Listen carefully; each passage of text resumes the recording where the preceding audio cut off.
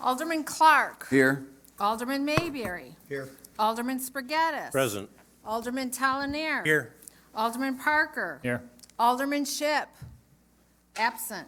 Here. Oh, okay. Delay. Alderman Geenan. Here. Mayor Tomes. Here. You have a quorum. Excuse me. Voice cracks. Thank you. Alderman Ship notified the city through City Clerk Judith Gilbert that he would not be physically present for the meeting tonight due to a work commitment out of town and made a request to participate remotely per city ordinance. Move to allow Alderman Ship to participate in the council meeting remotely. Second. It's moved in second. Any discussion on that?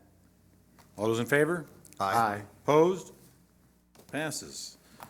Mr. Ship, you get to join us. Thank you, Mr. Mayor. If we could stand for the Pledge of Allegiance and then remain standing for a moment of silence, please.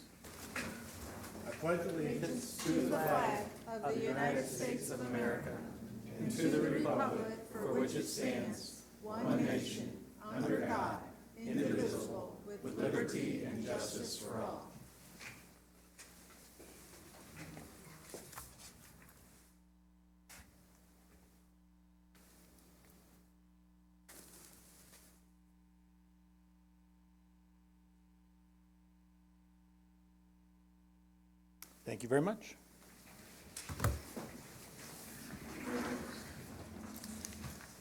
Item number 5. Minutes of the March 11, 2019 meeting. Move to approve the minutes as printed. Second. Moved in second. Any discussion? All those in favor? Aye. Opposed? Aye. Yeah, I apologize, we had to use that delay. Okay, carries. Item number 6. Minutes of the executive session of March 11, 2019. Move to approve the executive session minutes. Second. Moved in second. Any discussion? All those in favor say aye. Aye. Aye. Opposed? Carries. Item 7, update. Had a couple quick items. Free leaf bag collection. The City of Rock Island is providing leaf collection for its residential customers starting Monday, April 15th through Friday, May 3rd, 2019. Customers may place the leaves in the approved paper yard waste bags and be placed at the normal collection location and days. Free leaf bags may be picked up starting April 8th at various locations throughout the city. Please visit www.rigov.org for more information. Preschool expansion. The Rock Island Fitness and Activity Center preschool program is expanding its offerings. Children 3 to 5 years old will get creative through fun activities and experiences. Preschool will be offered Monday through Friday, August 19th through May 22nd, following the Rock Island Milan School District calendar. Preschool is held at the Fitness Center at 4303 24th Street in Rock Island. Registration opens April 1st. An open house will be held April 3rd from 5:30 p.m. to 6:30 p.m. for all interested parents. You can visit www.rigov.org/preschool or call 309-732-7275 to register or get more information. And thank you for that. Mr. Mayor, Yes. if I might, we had some things come up since our last meeting, Freedom of Information Act. Could you or the city clerk explain the process? And I believe, was there 2 different entities that came in or 3? There was 3. I didn't know if you wanted to bring it up now or wait for at the end when we have any other thoughts. No, I'd like to bring it up now because a lot of people get tired of listening to us, so they turn it off. So I believe it's important enough that we talk about it now. So if you want to, I don't think, no, I want the city attorney, I just want to Already make sure. talked to him. Okay, it's all right with the city. Yeah, I think the only thing we'll be talking about is what's covered in the act, and obviously, if someone makes a Freedom of Information Act request, that is something that also could be FOIA-able, so Right. that would all be public information as well. Well, the process to make a FOIA request, it has to be done in writing, first of all. They can either do it through a form on the city website, the link is on the homepage, or they can just send an email request for that. And then it gets processed either by the police department for police records and reports, or through me for all other department records and reports. And like the mayor said, we have had 3 different entities make requests for various kinds of financial records regarding the aldermen and the money they've spent. Can we have the names of those 3 different entities? We, as far as revealing names, I don't think we should do that. My recollection is that even though they might be entities rather than individuals, I know if they're individuals, you cannot, and I would say out of an abundance of caution that we would cover that the same way as we would individuals. You know, and later on, if I review the law and I need to correct that, I certainly will, but I think we ought to err on the side of caution in that regard, because generally speaking, the requester is not something that is available. But a citizen can come down to your office, you're the officer, right? I Madam am Clerk? one of the city FOIA officers, Okay. yes. If they come to your office and request it, does she have to give it to them? I think you could do it in the form of a FOIA and say. That's what I mean. Yeah, I would think as a written request, any records that we have, because what FOIA basically is you can request records that are already in the possession of a public entity. That doesn't mean that you can ask them to generate a report or make documents that they don't have. You can ask for information, documents that are in their possession, basically. Public records. Yes, correct. A lot of times when we're here, we mention initials, and the people out here watching have no idea what those initials are. Would you, like FOIA, would you explain? Oh, FOIA. FOIA stands for Freedom of Information Act, which is also referred to as the Sunshine Laws, so that there is transparency in city government, all government, really. So people should be requesting public records, not the types of things that, like Mr. Morrison had said. For example, some people will email or make a FOIA request for us to answer a question. That's not a FOIA request. Unless it's a public record, we can't do that. Okay, thank you. Okay, thank you. All right, item number 8. Proclamation declaring April 4th, 2019 as Junior Achievement Day. Yes, and I know Dougal Nelson's in the audience here to accept this, and he can give a little explanation about it also, but it reads, whereas the city of Rock Island recognizes junior achievement of the Heartland's purpose to inspire, prepare young people to succeed in global economy, and whereas the city of Rock Island will observe JA Day on April 4th, 2019, as an opportunity to recognize and celebrate junior achievement of the Heartland for empowering our young people to own their economic success, and whereas junior achievement of the Heartland's educational contributions equips our young people to become the next generation of productive employees and self-sufficient citizens to ensure the economic prosperity of Rock Island, and whereas junior achievement of the Heartland includes opportunities for educators, parents, and community volunteers to connect classrooms learning to life after graduation, and whereas it is fitting for Rock Island to support the goals of junior achievement of the Heartland, and we encourage the continuing partnership of business, education, and community in achieving these said goals. And whereas it is fitting for parents, educators, businesses, and other members of the community to join the celebration in an effort to ensure the future success and economic health of our young people and the communities in which they live. Now therefore, I, Mike Tomes, Mayor of the City of Rock Island, do hereby proclaim the April 4th, 2019 as Junior Achievement Day in the City of Rock Island. This has also been done in other cities also, so it's been great.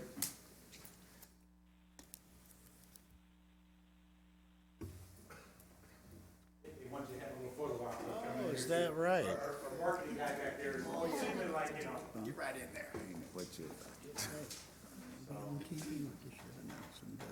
All right. Looking sharp. 2, 3. Perfect. Congratulations. Doodle, you want to say something? I always do, Mayor. Yes, you do. Yeah. Thank you, Mayor Tomes, thank you, City Council, and thank you, citizens of Rock Island.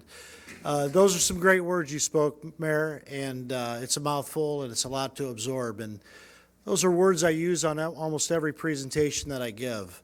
But tonight, I just want to break it down in one simple sentence for you guys, so you really get a feel for what JA does in Rock Island. And I personally believe, and I know our organization believes, that if we give kids a sense of purpose and a belief in themselves, they can do whatever they want.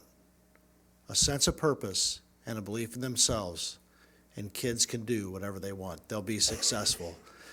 But I think it's on us as a community.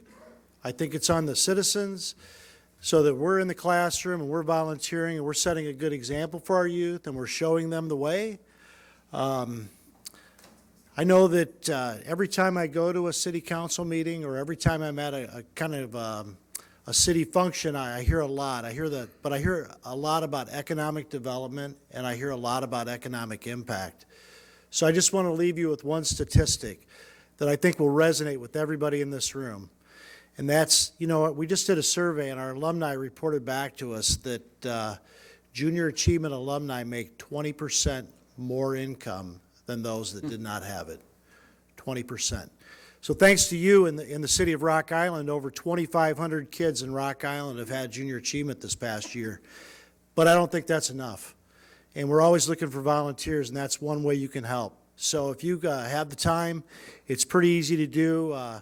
Mayor Tomes can tell you all about that. He's been in the classroom before. I know there's a few others in the room. Dave Geenan has been. Just picked up my packet this week. I'm going Just- to this week. Just picked up his packet. So it's really easy. It's a little packet. It's got prepared lessons in it. I always say, if I can do it, you can do it. And I'll just take it a step further and say, if the mayor and Mr. Geenan can do it, I think you can too. So anyway, thank you to the city. Thank you to the residents. Let's make this the best year ever. Absolutely. I will add to that I sit on several boards, but I chose JA to be one of them that I do sit on, and glad to, and very proud of the organization throughout the community. I'll shout out that I know Chandler Poole also has taught. I've gone to some of his classes with him, along with, I think, several other city employees. And definitely, like you, I encourage people to get involved. Youth is 100% of our future, and we need to make sure that they have a good start. Absolutely. They're learning those great soft skills that they don't always learn it at home. They don't always learn it in the classroom, but they're learning how to be good communicators, collaborators. They're learning how to think critically. So I'm a little biased. It's a wonderful program, but we do need your help. So thank you very much. Thank you, Dougal. Appreciate it. All right. On to item number 9. A special ordinance granting an application for a monument sign at 4507 24th Street. Move to consider, suspend the rules, and pass the ordinance. Second. Moved in second. Any discussion? Roll call, please. Alderman Clark. Mayberry. Aye. Spargattis. Yes. Talanair. Yes. Parker. Aye. Ship. Aye. Keenan. Aye. Ayes, no nays, motion carried. Item 10. Claims, they're in two groups, A through D first. A, report from the Human Resources Department regarding payment in the amount of $7,589.43 to Quality Plus Body Shop of Rock Island, Illinois for a general liability claim. B, report from the Human Resources Department regarding payment in the amount of $193,034.63 to Broadspire of Atlanta, Georgia for a workers' compensation claim. C, report from the Information Technology Department regarding payment in the amount of $17,760.48 to the Rock Island County Sheriff's Office of Rock Island, Illinois for the annual maintenance contract for the City of Rock Island's share of the OSSI Records Management Software for the year from January 1st, 2019 through December 31st, 2019. And D, report from the Public Works Department regarding payment in the amount of $3,300 to Bob Westfall of Milan, Illinois for the 2019 annual land set-aside payment. Move to accept the reports and authorize payment as recommended for claims item A through D. Second. Moved in second. Any discussion? Roll call. Alderman Clark. Aye. Mayberry. Aye. Spargattis. Yes. Talonier. Yes. Parker. Aye. Ship. Aye. Keenan. Aye. 7 ayes, no nays, motion carried. E, report from the Public Works Department regarding payment in the amount of $10,454.17 to Langman Construction Incorporated of Rock Island, Illinois for an emergency water main repair on 31st Avenue and 28th Street. F, report from the Public Works Department regarding payment in the amount of $13,040.32 to Langman Construction Incorporated of Rock Island, Illinois for an emergency water main repair at 4027 24th Street. Move to accept the reports and authorize payment as recommended for claims items E and F. Second. Moved in second. Any discussion? I will be recusing myself from this vote due to the nature of my employment. Roll call. Alderman Clark. Aye. Mayberry. Aye. Spargattis. Yes. Talonier. Yes. Ship. Yes. Geenan. Aye. 6 ayes, no nays, motion carried. Item 11.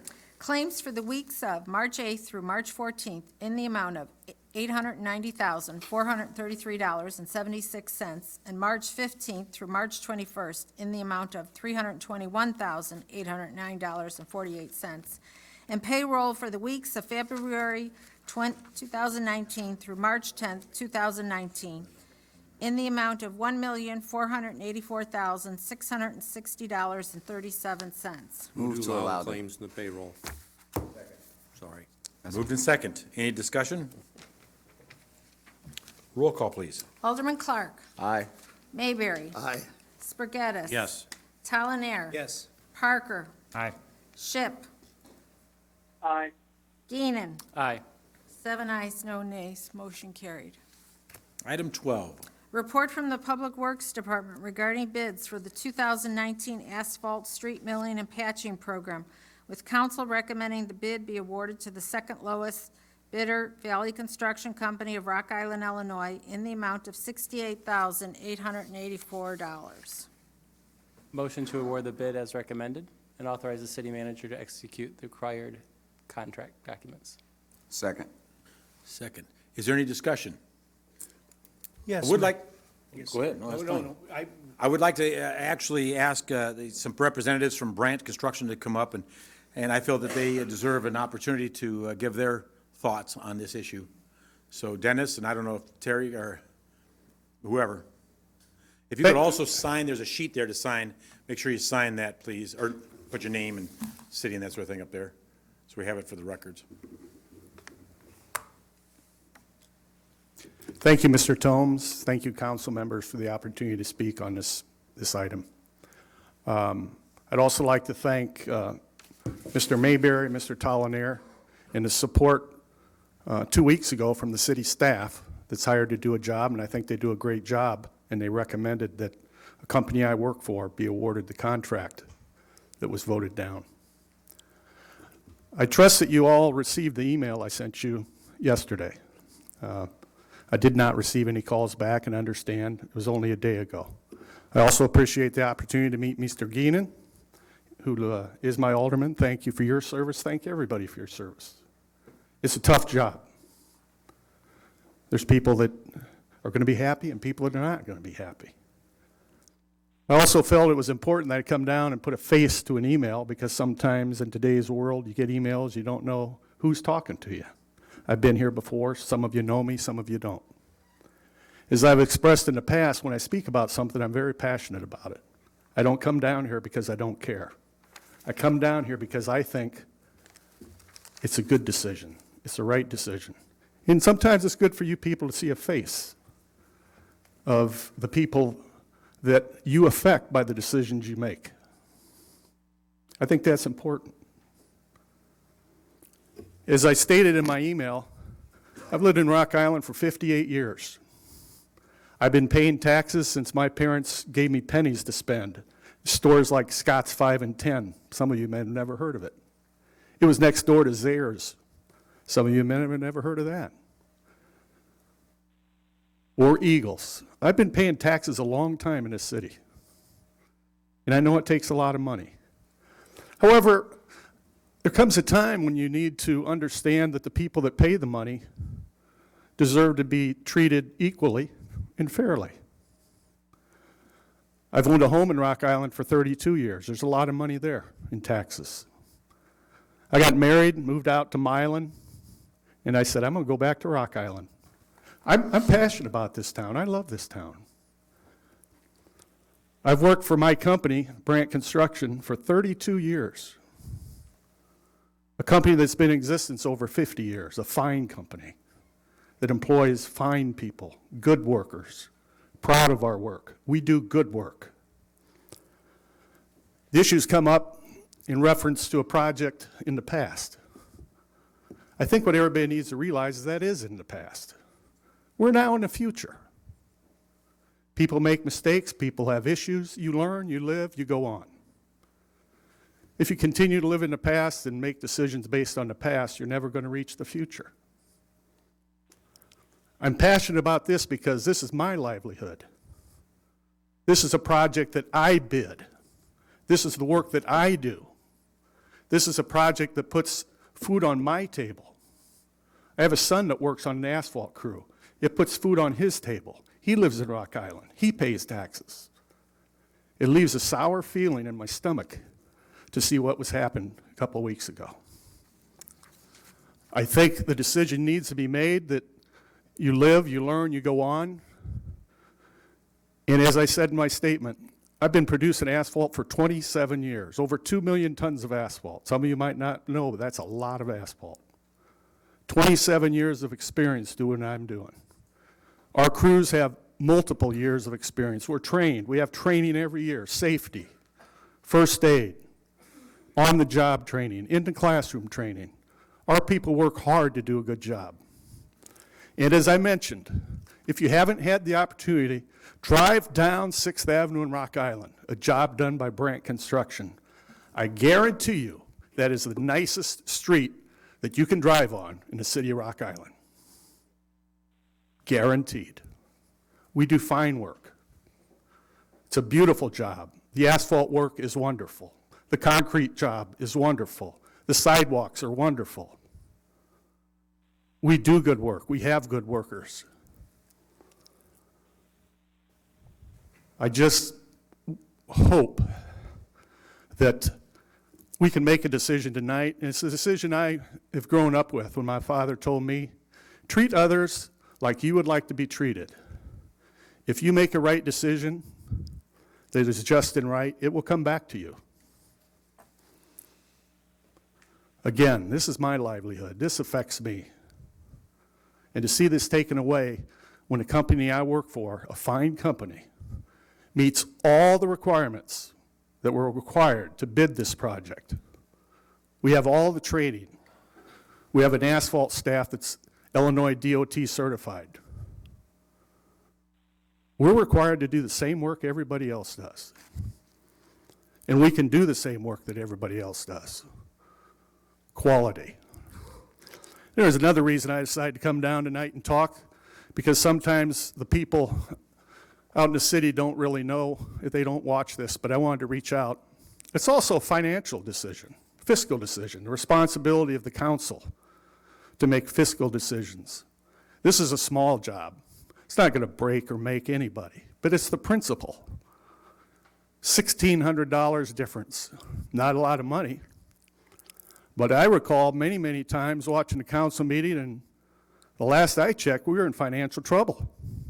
We make cuts every day, difficult cuts. So why would we make a decision to pay more money to a contractor when we have a qualified contractor that can do it for a lesser amount? Doesn't make sense to me. Fiscal sense, correct decisions. It's something that you people have taken an oath to represent the city and do what's right. I urge you to think about what I've said, think about what I put in print, and make a decision tonight that is just and right for not only Brandt Construction, but it's a right decision for the city of Rock Island. Thank you. Thank you, Dennis. Dennis, yes. could I ask him a Dennis, question? Dennis, hang on. Yes, Virgil? Yes, you said you moved to Milan for a while. Was the main reason you came back to Rock Island the water? The water? You know, What's that I just come home from Costa Rica, and my wife, first night home, she says, "Boy, it's nice to turn that faucet on and get good, clean running water." But no, I went to, Rock Island. I live in Rock Island. I moved to Rock Island. My parents did when I was 3 years old. My father owned a drugstore in Rock Island for several years. I had the opportunity to work for Mr. Tollineer's father, one of my first jobs at Tollineer Standard, 11th Street and 31st Avenue. The asphalt plant facility that I operate is in Rock Island. I'm very proud to be from Rock Island. It's just difficult when I see decisions that I don't think are fair. That's why I'm speaking. Thank you. Any other questions? I'll just make a statement at this point, is that they are also, were awarded 38th Street resurfacing, so they do meet also the state requirements of it, because that's 80-20 match and had to meet the state requirements, and so it's not just a city issue. They qualified for that, and so so I guess, you know, I think that speaks well for them. They've done these type of projects in the past well for the city. Asphalt's their bread and butter, so to speak, and so so I guess I hate to see this happen this way. Valley Construction's a great company, do a wonderful job. But that's why we have bidding, and that's, you know, you take to save the tax dollars the best, give them the best value for their buck. And so that's why I guess I would encourage, Brandt to do this type of project. Because I feel this is different than the past. Different project, different thoughts. So that's all. Thank you, Mr. Tomes. I appreciate your comments, your support. It's greatly appreciated. It means a lot to me. And thank you to the councilman that represented us in what we feel is a positive vote 2 weeks ago. And thank you for your consideration and time. Thank you, Dennis. All right, is there any other discussion up here? Yes. Just a Oh, Terry, were you coming up, Terry? I'm sorry. I'll wait. No, it's, yeah.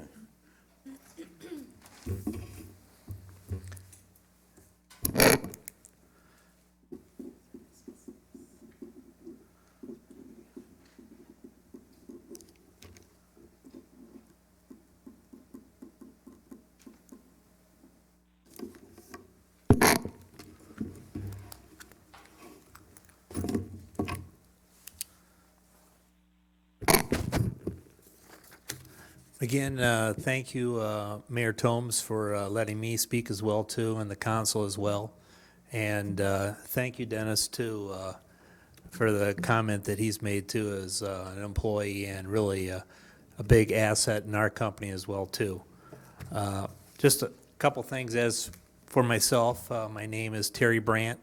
I actually am a resident of Rock Island, Illinois, and I've been in Rock Island for 25 years as well. I've actually lived in Southwest Rock Island, so with that, I grew up in Milan and moved to Rock Island because of the community and the housing and so forth, and have lived there ever since for the last 25 years. 9321 35th Street West.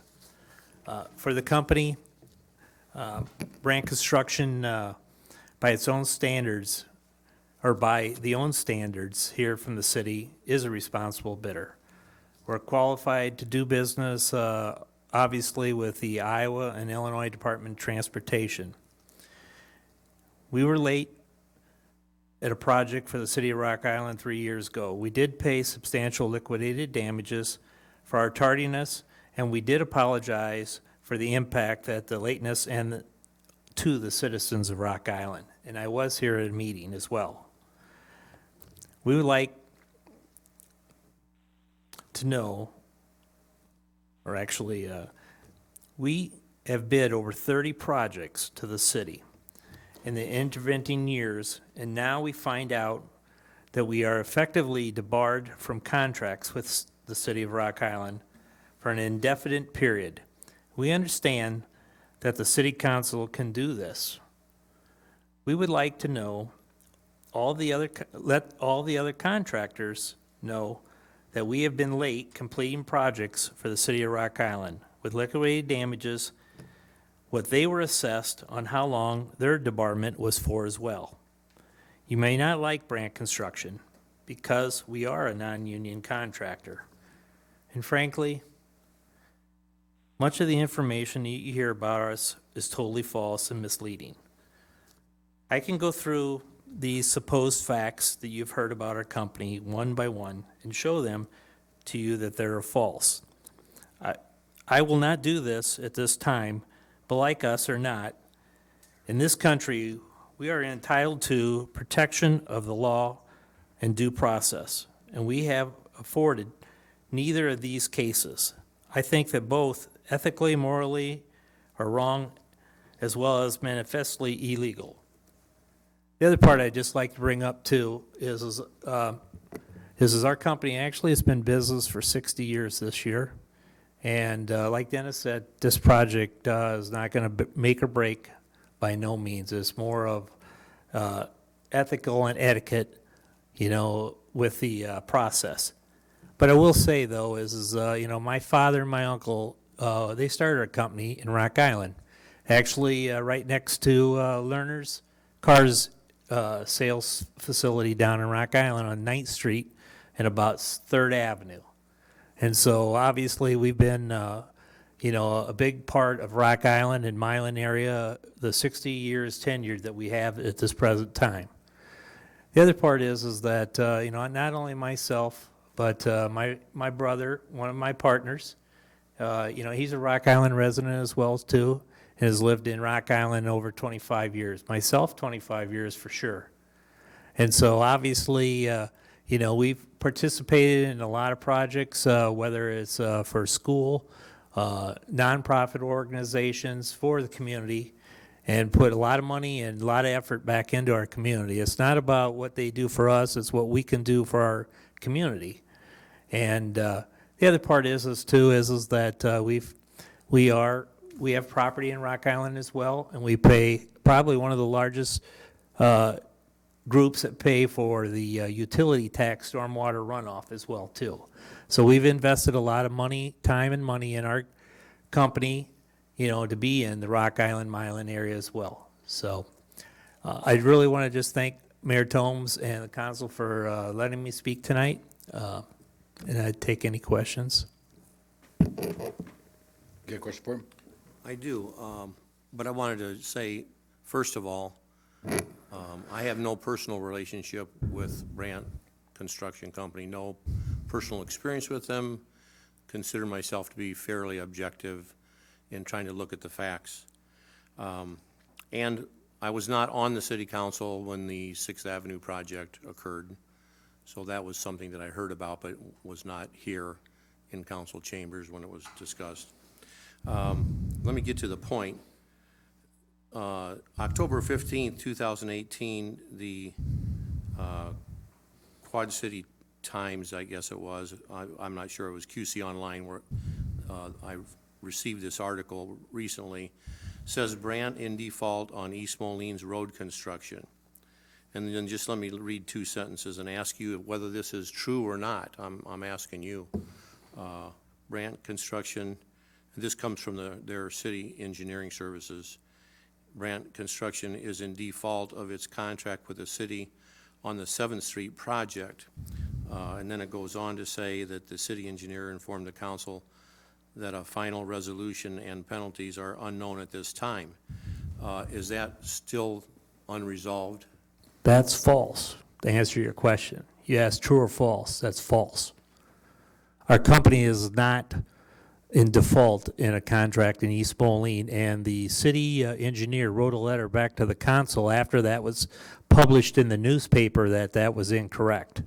So then in November, I'll just piggyback, in November, a month later, in the East Moline city minutes, I looked it up. It stated that currently the city of East Moline is working with IDOT with a date range as many liquidated damages to the city that they can charge, including wear and tear of the road, because the contract did not start on time. I'm following the same situation where James is. I didn't work on the Sixth Avenue project. We're basing on information that we're hearing currently, and this was one of them. Do we know what the date range is that they decided upon with East Moline? Because it states there that the project didn't start on time. Is that different than being default? That's different than default. And that project is a working day project as well, too. So there's no completion date. It was a working day, so you have to do the days in your charged days. And we're under the days as well. So there's a big difference between default. So if I can just follow up briefly, on this project in East Moline, how many working days do you have before you are past the deadline? I'd have to look that up, but we're not over on time. Okay, my information here says that the city engineer expressed major frustration that East Moline has to deal with an unfinished project for the entire winter because Brandt couldn't get the project done. By May 1st, Brandt will have 9 working days to complete the project before they will be assessed liquidated damages. Does that sound accurate to you? You're reading it, I have nothing to look at, so, but we are not over on our time. So this says you have not, by May 1st, you'll have 9 working days left. That's what you could read there, that could be. So Now, is that correct or not? I don't know. I could not, I'm asking you. well, I can't remember every single project, so you're looking at some data that I have no idea. You're telling me it come from the city council. No, the city engineers mentioned here. There's 2 different things that I have. One is an article out of the newspaper, which you say is false. And the second thing I cited was an email that was sent to me by the Indiana, Illinois, and Iowa Foundation for Fair Contracting. So I'm just asking you if you think that's accurate or inaccurate. That's you, Dylan. And, you know, as you, That's not accurate if that's the answer. then maybe you could get us the accurate information. We're just trying to make a determination based on what we think is the truth.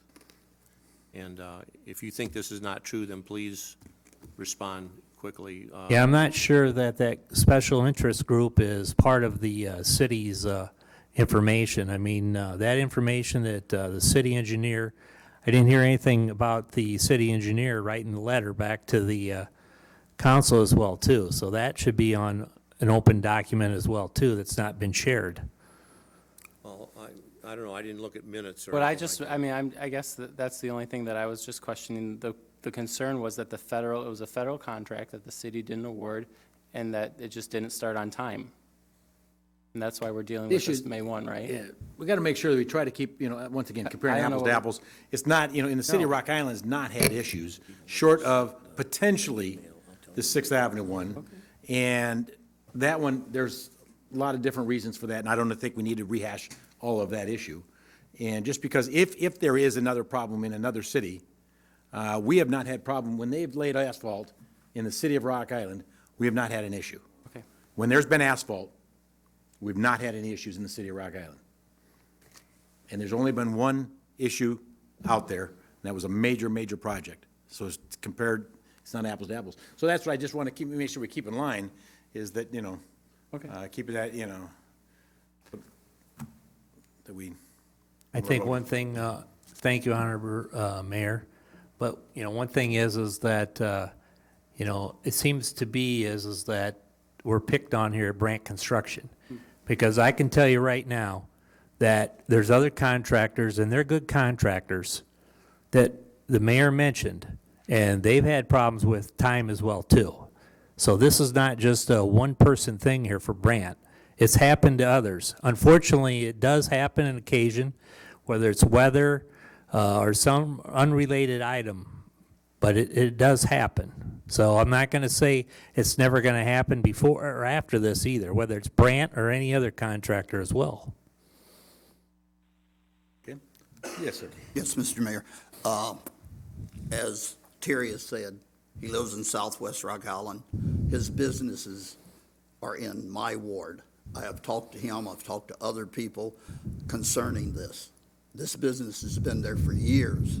It's a good business, we want to keep it, but partly because what Steve said at the meeting last time, the different labor unions have came out against me for backing my constituent and my business, the firefighters, the police, the Chamber of Commerce. I will continue to do my job for the people in the second ward, not for the city of Rock Island.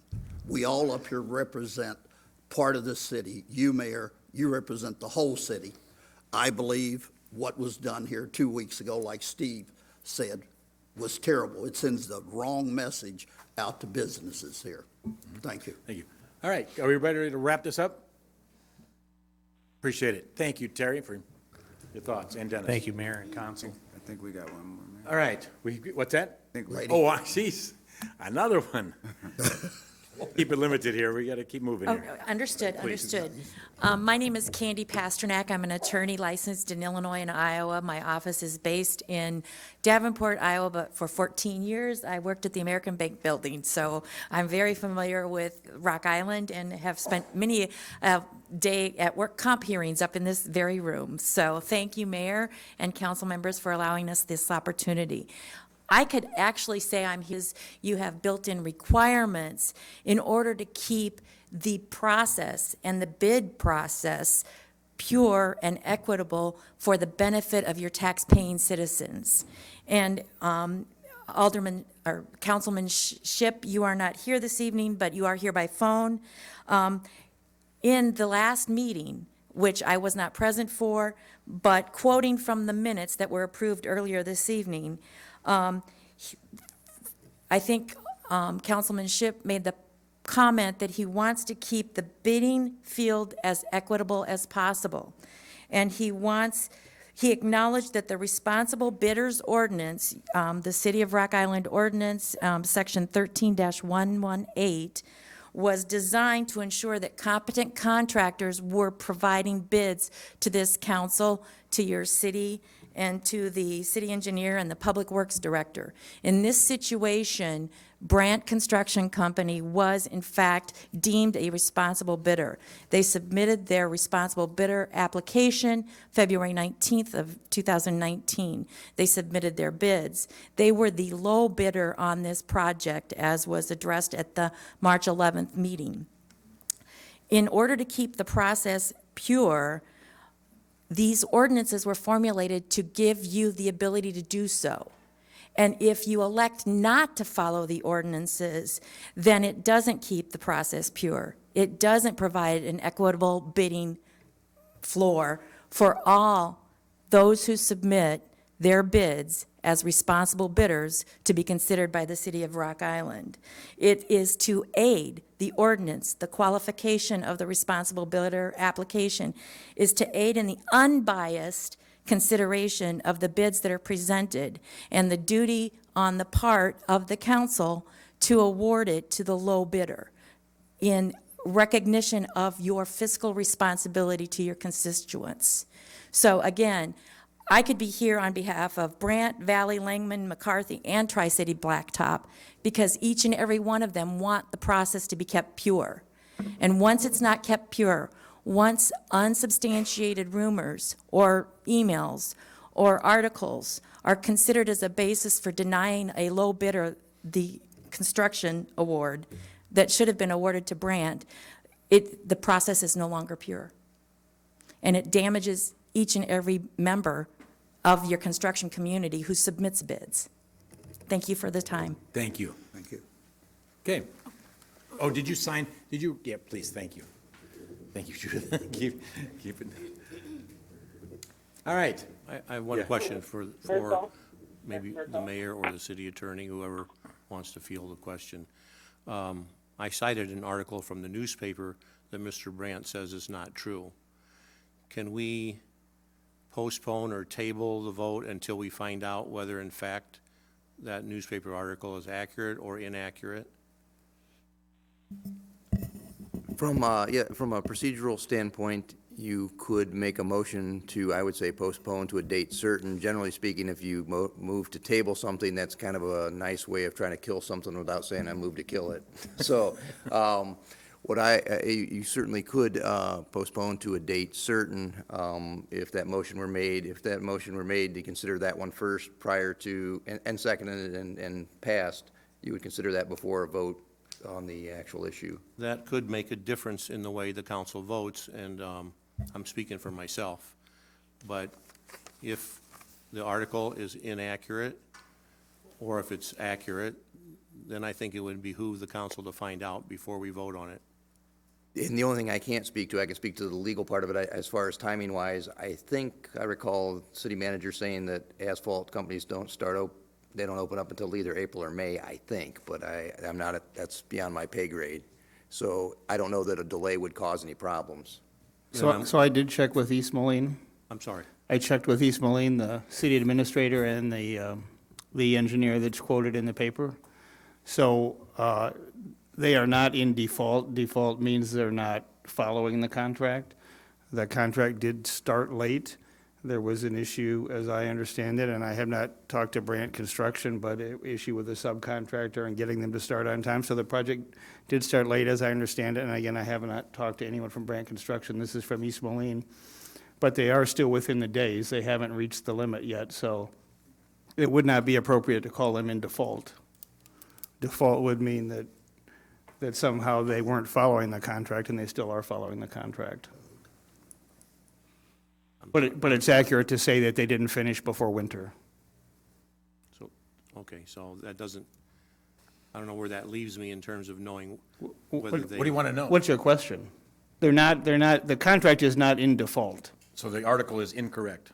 using the word default. It is correct saying they were late. I think they're using the word default in the legal, technical standpoint. In other words, there is something that you have to accomplish by a date certain, and if you haven't done that, then you're in default, or you have not made a payment that you were supposed to make. So I'll give an example. It sounds like maybe they were given, let's say, 180 days to complete the contract, and it was supposed to start on October 15th. Apparently, it didn't start on October 15th. Maybe it started on November 1st. However, they still are within the number of 180 days that they were allowed to finish it, and that won't happen until, if what you say in your article is true, till sometime after the first week of May. It sounds like May 10th. So they would have, under the contract, until May 10th to complete it. It's just that it didn't start on October 1st. Maybe it started on October 15th or October 20th or something. That's my understanding of what you read. Does that make sense? I think so. It may not, so if it doesn't, please ask me to explain it again, if you, and I'll try to do They're not better. in default. The contract is still an active contract. It isn't as if, they walked away from the contract. It's still a job in progress. It didn't finish before winter. And I can't tell all the reasons for that. I'd have to hear both sides of the story there. So we won't know until, I'm trying to read this correctly, until 9 working days after, or about from May 1st or after, May 2nd, I guess, whether the job will be complete, because it's still incomplete, and whether or not there will be assessed liquidated damages. We don't know. You won't know until after May 9th. Right. If they may complete it by then or whatever. If we want to keep continuing this, Dennis can talk maybe about it. If you want to hear Dennis, he may know more detail about that, but. I know a little bit about that project as I did that as well. That's a portion of my work. There was some subcontractor issues, so Brandt Construction had to secure a new subcontractor. And the process they were doing in East Moline is not something that's done normally in the Quad Cities. It's a new process. City of East Moline was talked into this program, the type of work they're doing, by a contractor that backed out. Once we got the job and they figured out what had to be done, they kind of decided it really wasn't for their work. But I want to let you know, by the time we did secure a contractor to do the work for us, the type of work requires X amount of days after they do their work for the product to dry. Late in the year, the product doesn't dry. It takes 6 to 8 weeks. Has to be a certain temperature before they can do their process, before we can lay our asphalt. So if we would have had a contractor that honored their contract on time, this project would have been done. But the type of work it was got into the season, they couldn't be finished within the specifications, and that's what we have to follow, the specifications. As far as the working days, I think we'll have it done in 9 working days, the way things look. That's what we project. If it's not, we'll deal with that. But again, there were issues. We're the prime contractor. It's our responsibility to work with the subs, but I know if many of you people are in business, if you lose a sub, you got to find somebody to do it for you.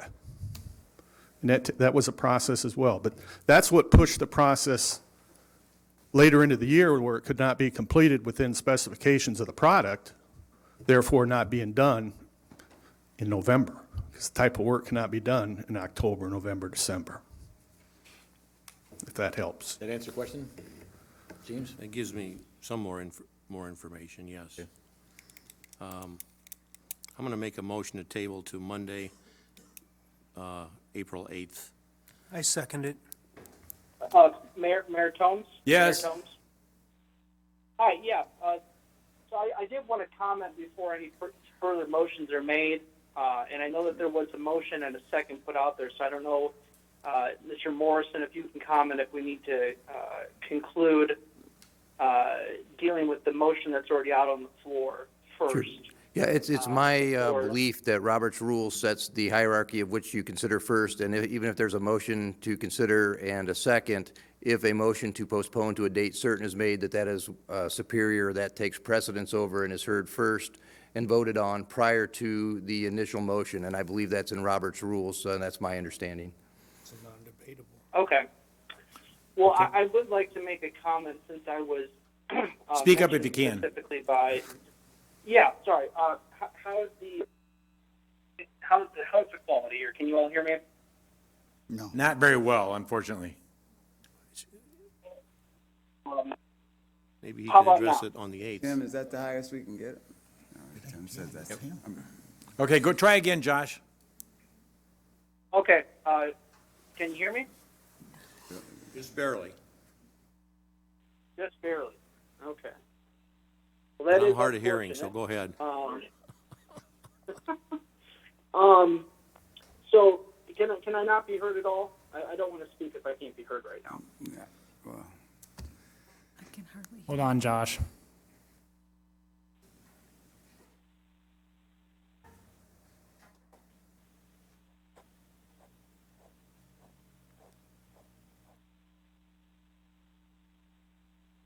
Oh, my.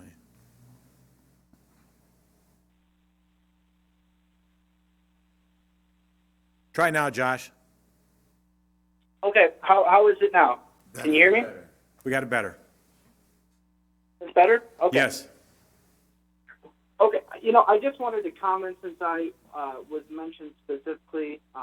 Last week last time council was together, I think we spoke at length for the reasons that we, have a responsible bidder ordinance, the determination authority that we have as a council to make sure that the most responsive and responsible bidders are doing the work with the public tax dollar, and I just wanted to counter on the point regarding the experience of the city of Rock Island had with the 6th Avenue Sewer Relief Project.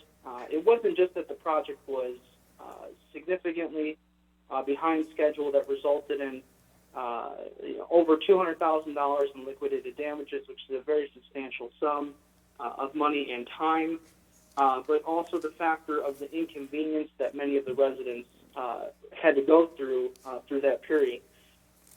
In addition, the OSHA fines that occurred. So this is a matter of record, and There were two separate OSHA fines on that project that had amounted to an initial penalty of $14,630 that was reduced to $8,880. So that $8,800, excuse me. So as an individual, that is of concern to me that we had the degree of issues that we did with that project. It is certainly of a position that people can take to speculate on how it would have went with other contractors, et cetera. But the fact remains that that was past performance experience that we have every right to consider moving forward. And the point that I had made previously was that I saw really no effort to repair the relationship and the trust with the city after the project. And in fact, it was almost the opposite. And so as these bids have come in since that time, I think that for as long as that project is in the appropriate scope of recent history, I think it's certainly fair to consider past performance for future outcomes on the projects. We've talked tonight about East Moline and the status of that project. I think it is fair to say, again, as a matter of record, that there is during the period of 2016, 17, there was a substantial ruling by the United States National Labor Relations Board regarding the illegal firing of workers who had been on strike for unfair working conditions and unsafe working conditions. And there was in that a credibility resolution against Terry Brandt specifically. And the text from the administrative law judge reads that Terrence Brandt's claims that the strikers were neither fired nor handled as resignations is incredible. This testimony is irreparably contradicted by his letters, which repeatedly describe their resignations. His letters omitted any discussion of the strike or their connected employment rights. I find accordingly that he fired the strikers and falsely stated that they had quit. This, along with the OSHA safety violations, along with the liquidated damages, along with our sister city across the river in Davenport, folks may recall the substantial body of evidence that the city of Davenport took up in regards to their defense to go with the next lowest responsible bidder on the Rockingham Road project. There is a substantial body of information out there that I think, that I'm confident public elected officials should and are allowed to consider. Mr. Mayor, I'm going to call the vote. Alderman Tallier, I'm not finished yet. Yeah, well, I think you are. I'm just about Robert's finished. Rules of Order is a non-debatable motion.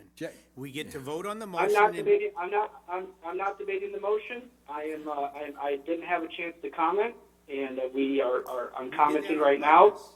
I want to conclude by saying that I feel that the council is trying to be bullied into a position. We spoke last time about bullying, and I find that this is an undue amount of pressure, and it is very unfortunate, in my opinion. So I will yield the floor and certainly entertain any responses to my comments. Thank you. I think what's on the floor is the motion to table this decision until the next council meeting. Which is April 8th. And there's been a second. So I'd like to have a vote on that, please. I'm going to remove my second. So, I mean, You want to table it? Nope. Is there a second for Alderman Spargettis' motion to table it till the 8th? It dies for lack of second. Okay, So be it. so be it. Then we'll take a vote on the original. Let me also include that I'm going to be recusing myself from this vote as well, due to the nature of my employment. Okay?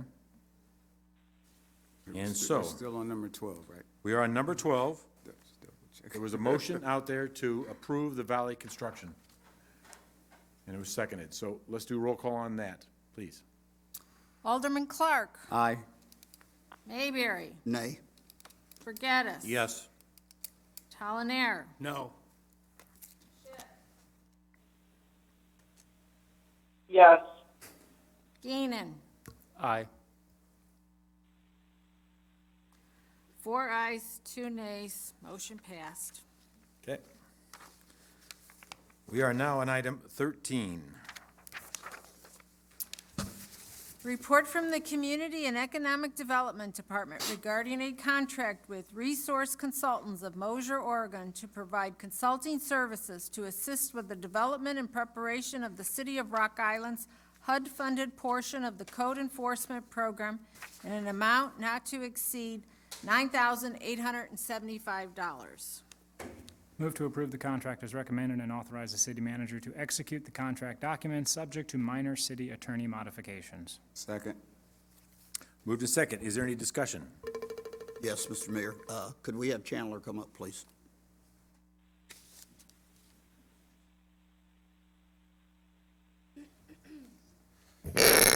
Okay, Resource Consultants of Mosier, Oregon. Where did we find them, or did they find us? Did you go through a bidding process?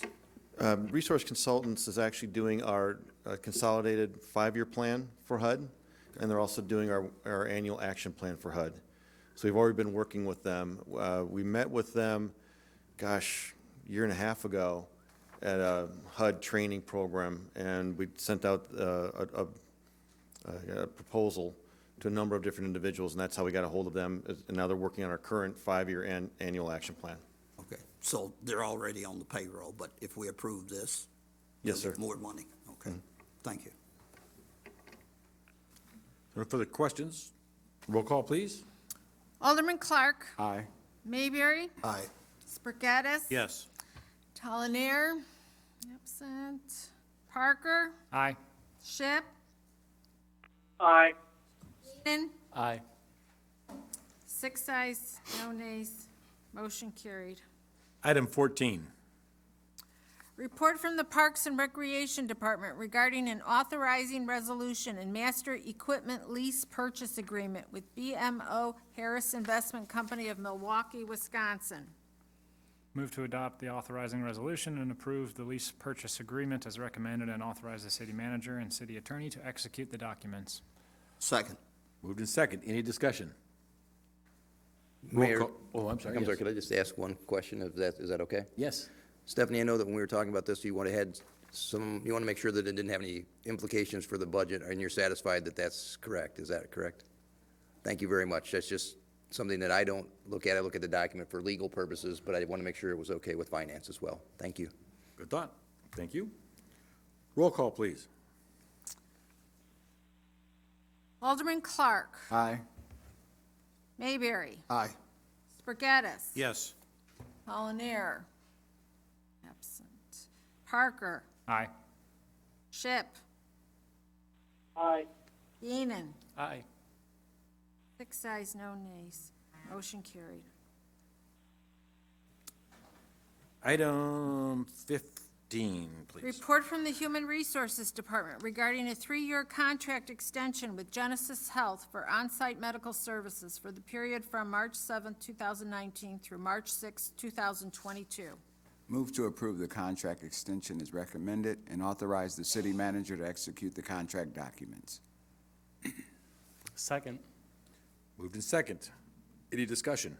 As a alderman who serves on the Joint Administration Committee for the Healthcare Task Force, I will tell you that this is for the clinic and to extend our contract with them. And Joe, who is our on-site practitioner, provides wonderful service to the city and its employees.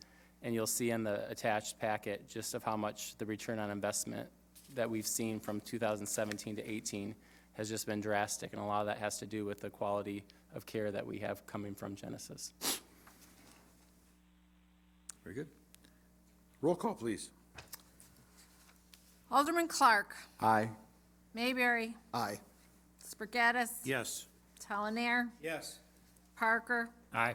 Ship. Aye. Geenan. Aye. 7 ayes, no nays, motion carried. Item 16. Report from the Human Resources Department regarding a 3-year contract extension with the law firm of Pappas and O'Connor for Labor Council services for the period from February 1st, 2019 through January 31st, 2022. Move to approve the contract extension as recommended and authorize the city manager to execute the contract documents. Second. Moved and second. Any discussion? Roll call, please. Alderman Clark. Aye. Mayberry. Aye. Spargattis. Yes. Talanair. Yes. Parker. Aye. Ship. Abstain. Stain. Geenan. Aye. 6 ayes, no nays, motion carried. Item 17. Report from the Public Works Department regarding the 2019 Catch Basin and Manhole Program, recommending extension of the 2017-2018 Catch Basin and Manhole Program Maintenance Contract with Langman Construction Incorporated of Rock Island, Illinois, in order to perform the required maintenance through 2019 in the amount of $134,500. Move to approve the contract extension as recommended. Second. Moved and second. Any discussion? I will also be recusing myself from this vote due to the nature of my employment. Roll call, please. Alderman Clark. Aye. Mayberry. Aye. Spargattis. Yes. Talanair. Yes. Ship. Aye. Geenan. Aye. 6 ayes, no nays, motion carried. Item 18. Report from the Public Works Department regarding entering into an intergovernmental agreement with the City of Moline to provide refuse collection services for the Rock Island Arsenal. Move to approve entering into an intergovernmental agreement with the City of Moline as recommended and direct city staff and the city attorney to work with the City of Moline on the agreement. Second. Moved and second. Any discussion? Mr. Mayor, this is pretty exciting. Do It you want is. to share what this is all about? I believe you've been working on this little project. I have been working, whether this project specific and/or with the Rock Island Arsenal. They have, there was a law passed that they can now work with local entities to bid on smaller individual projects on the island, whether it be garbage collection, water, recycling, whatever it is, the golf course. People can bid on, municipalities can bid on and talk to them about and negotiate individual contracts on those items, mowing, et cetera. And we've collaborated with the City of Moline, once again, continuing to work together with our fellow cities. And they, and together we're doing, in this case, doing the refuge pickup. They're supplying the containers. They're the holder of the contract, if you want to be so. And they're supplying the containers, and we're supplying the labor and the trucks to pick up the refuge at this point on the Arsenal Island. And then we get paid through Moline. Moline gets paid, then we get paid through Moline for that labor. So it's an exciting way to keep local jobs active, secure. And keep costs down Work for with our keep residents. costs down, helps, potentially could help our costs, and their cost also as far as federal government, which is taxes, our tax dollars, whether it be federal, state, or city. So if that makes enough sense, that's what this is about, and potentially it could be other things in the future. Sounds good. All right, roll call, please. Alderman Clark. Aye. Mayberry. Aye. Spargattis. Yes. Talanair. Yes. Parker. Aye. Ship. Aye. Geenan. Aye. 7 ayes, no nays, motion carried. Item 19. Report from the Finance Department regarding a budget adjustment to the calendar year 2019 budget, recommended increasing the North 11th Street TIF Fund 203 expenditures by $29,000. Move to approve the budget adjustment as recommended. Second. Moved and second. Any discussion? Randy or Stephanie, why are we doing this? Somebody explain for the folks at home. Stephanie will do it better than I can, so she'll come up and. Sounds good.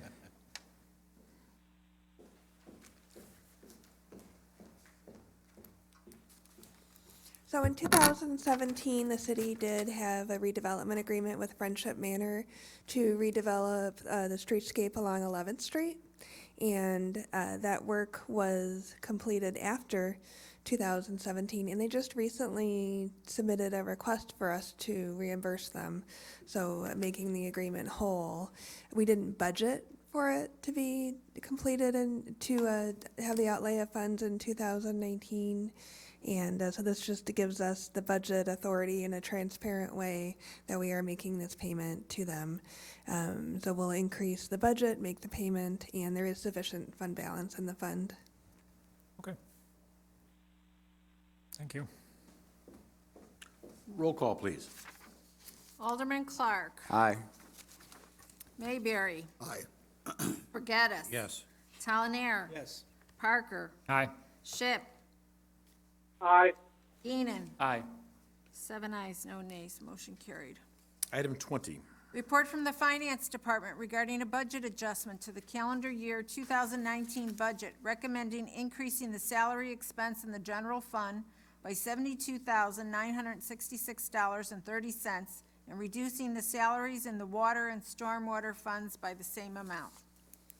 Move to approve the budget adjustment as recommended. Second. Moved in second. Any discussion? So basically, we're just moving money from one hand to the other hand. Is that right? That's correct. So the stormwater technician previously worked out of the Public Works Department, but almost everything that he did was interaction with customers and someone coming in for a permit. So they would come down for their building permit to CED, and they'd have to get the stormwater permit down at Public Works. So it just made sense to have him in the same place. He also does the rain garden program and the RIDEP program, which all deals with citizens, just like all the other CED programs. So just made more sense from a customer service point to put him in the same location as everyone else that dealt with those same kind of programs. Thank you. Sounds good. Roll call. Alderman Clark. Aye. Mayberry. Aye. Spargattis. Yes. Talonier. Yes. Parker. Aye. Ship. Aye. Keenan. Aye. 7 ayes, no nays, motion carried. Item 21.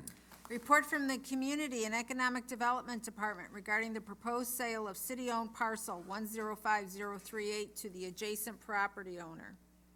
Move to approve the offer to sell parcel 105038 to the applicants as recommended and authorize staff to draft a purchase agreement with a sale price for future council action. Second. Moved in second. Any discussion? Roll call, please. Alderman Clark. Aye. Mayberry. Aye. Spargattis. Yes. Talonier. Yes. Parker. Aye. Ship. Aye. Keenan. Aye. 7 ayes, no nays, motion carried. Item 22. Report from the Public Works Department regarding a request from Alderman Geenan and Dankman PTA to use city tools and materials to assist with the playground construction at Dankman School. Motion to approve the use of city equipment as recommended and allow the city staff to deliver the items at Dangman PTA on those dates provided. Second. Moved in second. Any discussion? They've been working really hard at raising money, and this is just a great way the city can contribute something beyond just giving a check. So I know that we're very appreciative, and thank you to Randy and Michael for helping coordinate that. Wonderful idea, Alderman. Next month, they'll have a new playground. 2 examples. Yeah. So you're a jack of all trades, right? Yeah, Making connections. Good deal. 2 examples of intergovernmental cooperation here on the Illinois Quad Cities tonight. Exactly. Pretty good. That's what we're about. Roll call, please. Alderman Clark. Aye. Mayberry. Aye. Spargattis. Yes. Talonier. Yes. Parker. Aye. Ship. Aye. Keenan. Aye. 7 ayes, no nays, motion carried. Item 23. Report from the Fire Department requesting a street closure of 7th Avenue between 32nd Street and 38th Street on April 11, 2019, from 9 a.m. to noon for a full-scale exercise with Augustana College Public Safety. Move to approve the street closure request as recommended. Second. Moved in second. Any discussion? Guess we're working with another agent. Not public, but private. No, not a government. That's right. Well, roll call, please. Close. Alderman Clark. Aye. Mayberry. Aye. Spargattis. Yes. Talonier. Yes. Parker. Aye. Ship. Aye. Keenan. Aye. 7 ayes, no nays, motion carried. 24. Report from the Traffic Engineering Committee regarding a request for installation of a handicap parking space at 512 19th Avenue. Motion to approve the request is recommended and refer to the city attorney for an ordinance. Second. Moved to second. Any discussion? Roll call, please. Alderman Clark. Aye. Mayberry. Aye. Spargattis. Yes. Talanair. Yes. Parker. Aye. Ship. Aye. Ian. Aye. 7 ayes, no nays, motion carried. Item 25. Report from the Traffic Engineering Committee regarding a request from TNT Hair Design at 4334 14th Avenue to place their parking lot under City Ordinance Control, Section 9-42. Move to approve the request as recommended and refer to the city attorney for an ordinance. Second. Moved to second. Any discussion? Roll call. Alderman Clark. Aye. Mayberry. Aye. Spargattis. Yes. Talanair. Yes. Parker. Aye. Ship. Aye. Keenan. Aye. 7 ayes, no nays, motion carried. Item 26. Thank you. Report from the Traffic Engineering Committee regarding a request from the Public Works Department for the removal of the handicap parking space at 1419 11th Street. Move to approve the request as recommended and refer to the city attorney for an ordinance. Second. Moved to second. Any discussion? Roll call, please. Alderman Clark. Aye. Mayberry. Aye. Spargattis. Yes. Talanair. Yes. Parker. Aye. Ship. Aye. Keenan. Aye. 7 ayes, no nays, motion carried. Item 27. Report from the Traffic Engineering Committee regarding requests from Dennis Weiss, principal of Eugene Field Elementary School, for the following parking restrictions. 1, install school bus parking from 2 p.m. to 3:30 p.m. on school days on 31st Avenue in front of the school. 2, install no parking standing or stopping zones on the north and south sides of 31st Avenue by the crosswalk. And 3, make parking available on the south side of 31st Avenue between the proposed school bus parking zone to the proposed no parking standing or stopping zone. Move to approve the Traffic Engineering Committee's recommendation as stated in the. Yeah, we will. As stated in the report and referred to the city attorney for an ordinance. Second. Moved in second. Any discussion? I understand that there is some out here. Is that what you're here for?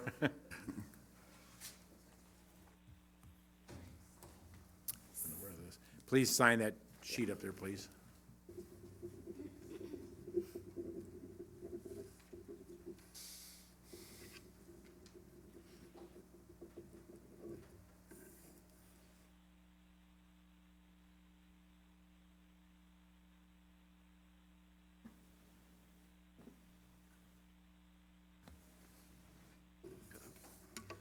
So, I'm Derek Clark, my wife Becky, secretary of the PTA at Eugene Field. I'm just a member by association. So, Been there. so we just had a couple things we wanted to ask about. One point we want to make is that the main reason we first brought this up, and I do want to thank Mr. Talanair, Mr. Tweet, Mr. Bartels, I forget how to pronounce it, been very responsive as we've been contacting the city for this issue. I do just want to mention, we brought up this issue initially for speed. The current plan as proposed just kind of seems to handle traffic, not so much speed. I think the police are putting up some temporary things to kind of collect data and whatnot, but we might be back in the future looking for more speed control issues as opposed to parking. But we do appreciate the work the city's done so far. I guess one thing that's been brought up by some other parents is we're hoping to add another no parking spot or two to this plan. I'm not sure the best way to show that to you. Do you guys, sorry, I'm only 4'11". Do you guys have the map that we have? Tim just, he just stepped out for just a second. I do, yeah. Yeah. So currently, the yellow is right in front of the school, and that would be the item 1, bus parking from 2 to 3:30. And then the red is item 2, the no parking, standing, stopping. what we would like, and technically there's already, the areas that we would like there to be additional item 2, there's already signage there, and there's already curbs, the yellow curbs are painted. There's one area where there is no signage, but it's dangerous. And so we're not really adding anything. What we're really looking for is enforcement of what's already happening. I watched a child today nearly be run over, backed over, because a parent was parked in one of the no parking. Oh, good, okay. All right, so the red area, 112, which is on the other side of the street.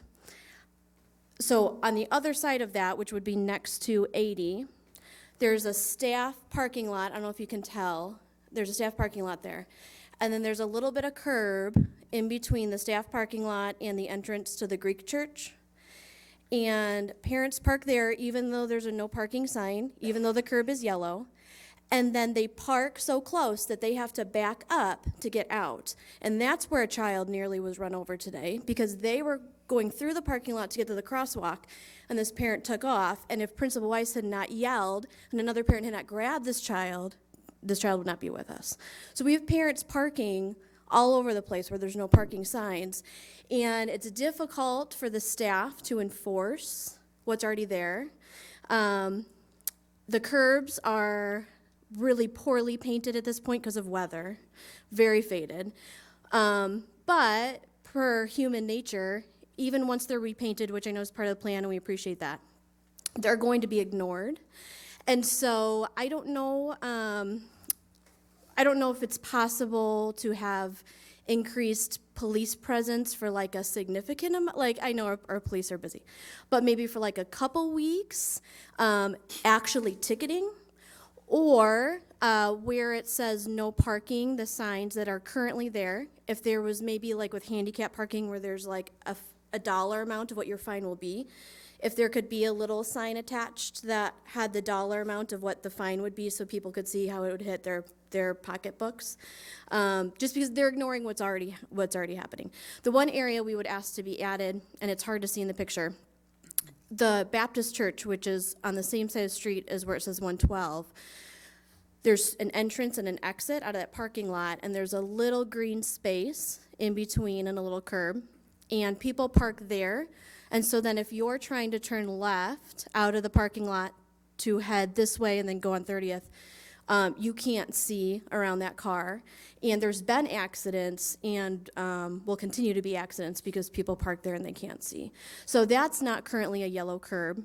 But everything else that's up here is already indicated as no parking, but it's just not being observed. So we need help as a school to actually enforce this because it's just nobody's obeying the rules. And so we don't know how to keep kids safe. I just, and I don't want this to sound adversarial, but there's clearly a difference between parking and waiting. Because we ran through this down at Francis Willard. So there is. I mean, just because it says no parking, if somebody's sitting in their car, they won't get a parking ticket because they're not parking, they're waiting. So. Oh, okay. So can the signage say no waiting? No loitering? No. So really what we would have to do here, I mean, this is, if you want to change something, then we have to take this whole thing back. Okay. If you want to have the council approve this, then we can look at other items. So the Okay. other items like you're asking, for instance, the one in front of the church, well, we'd need to talk to the church about that because that's adjacent to their property. So Okay. we wouldn't want to just now restrict parking in front of someone else's property. Right. Without doing a proper traffic study on that. Yeah. So there's some more work that would need to be done if we want to add something. An enforcement issue, I can talk to the chief of police who's in the back of the room, but again, Mr. Telenier is right. If someone's sitting in there, it's a little different, so we can look at some other options, but. Okay. So even though it says no parking, they can park in all those spots by the crosswalks, Well, so that, as long as they're in their car. yeah, they should not, the idea is to not to have anybody there for visibility. So that's the Right. whole purpose. So I'll talk to the chief about getting up Okay. there and forcing people to move along. That would be the best way to do it. Yeah. Because the one red spot, 112, if Principal Weiss was not there, there would be so many harmed children, because people park right up against that crosswalk and those little kids can't see around those cars. And so it would just be, it'd be terrible. Well, and that was a thought here, was to get cars far away from the Right. crosswalk so the visibility is better. Right, right. So I definitely don't want to, I want this to pass tonight, but my husband is not incorrect in saying that we'll probably be back to ask for more, because it's, the school was built in 1949, and at that point, Principal Weiss tells me that it was about 120 kids, and now we're roughly the size of Dinkman, and we're on a ambulance thoroughfare route. Cars are not going 30 miles an hour, they're going 45 to 50, even when kids are letting out of school or being dropped off. And so it's a very busy school, and you were there, with Derek and Mr. Weiss. It's a very busy school, and drop-off pickup is very busy, and people are driving like it's John Deere very fast. And so we are concerned about the kids' safety. The other question we had, and this was a question, we made a Facebook event about tonight's meeting, hoping to get a lot of parents here, so we had parents that asked questions. For point number 1, and I'm sorry, I'm taking us away from the map. For point number 1, it was the school bus parking would be from 2 to 3:30 on school days. On early out days? Early outs is 2:10, but sometime, on some Fridays, it's like 11 something. And so one parent asked, why does it have to say from 2 to 3:30? Because it just be, this is school bus parking. That's what the school asked for. Okay.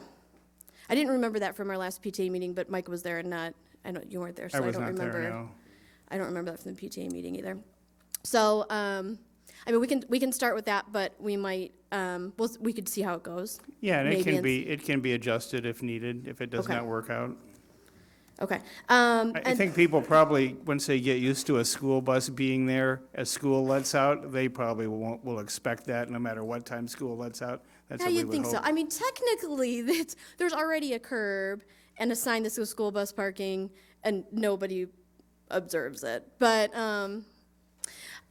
so the other question we had is, who repaints the curbs? Because the PTA is more than happy to do the painting, but we didn't know if we were allowed to. Well, you do need an approved paint. I'm sure we can work that out. We have Okay. a contractor that does it, and we also have a crew that does it. Okay, but do you know, how soon? Well, it wouldn't happen until at least May. It has to be warm enough. Okay. But it could be something that would be done for the next school year, It will though? be done before the next school Okay. year. We always get the areas around schools done before school if we can, so it definitely would be. Okay. Did you have any other, did you guys have any questions? Yeah.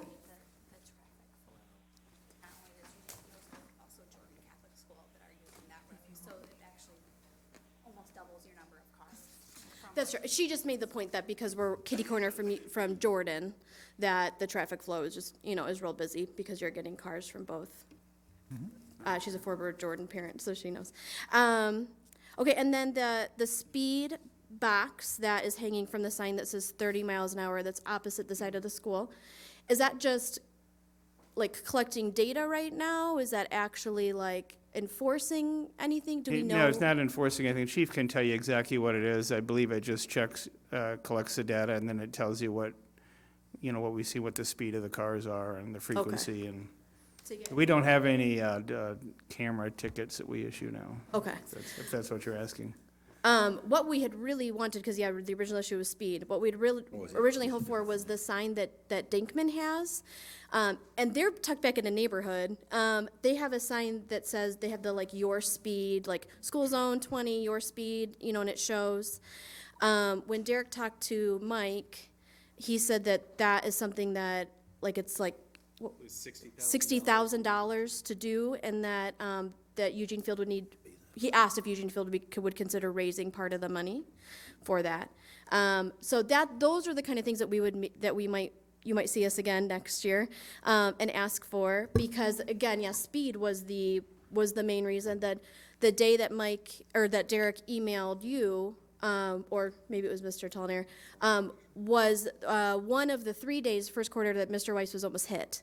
in the crosswalk. And because of speed, because the driver was going so fast, he couldn't slow down in time to see Mr. Weiss, he had to jump out of the way.